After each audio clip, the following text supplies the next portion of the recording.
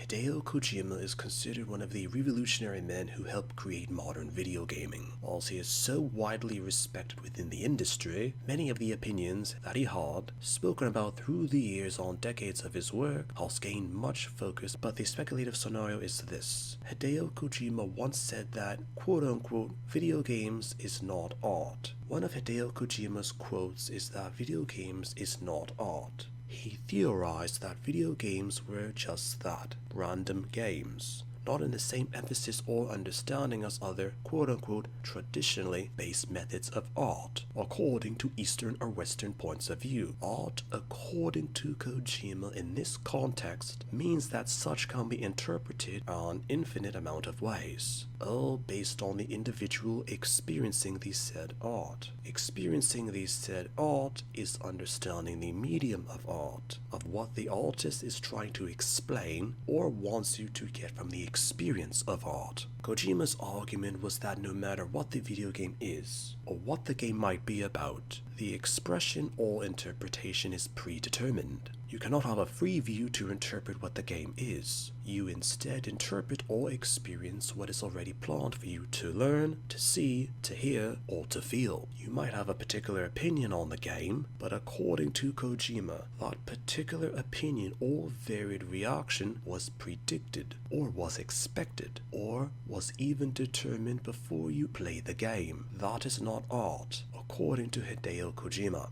There have been many who either support Kojima's claim or deny Kojima's claim. The complexity of Kojima's theory mentions that while art exists as a form of human expression, in the sense that there are pieces of art that exist, which will never be equaled, never replicated, or never fully understood. Like art, newer pieces of work will one day become priceless due to it being understood infinitely by anyone who happened to experience it. And others might have a different point of view due to the art intentionally being varied by the artist to the individual. This applies to the basic understanding that any individual who experiences the art knows what the artist is trying to express or convey through the said artistic medium of choice. In terms of video games, not everyone knows what it is that the video game can be about. There might be a genre of games, but not everyone has basic understanding of the said genre, so aspects of the gaming experience is either lost or potentially misunderstood or even misinterpreted. But if video games are considered to be a medium of art, then there must be artists of video games. These visionaries that help to create the medium of video games. The masters of video games from different eras. The individuals who, through contributions to video games, not only created the different types of mediums for video games, but those who will always be remembered through the historical contexts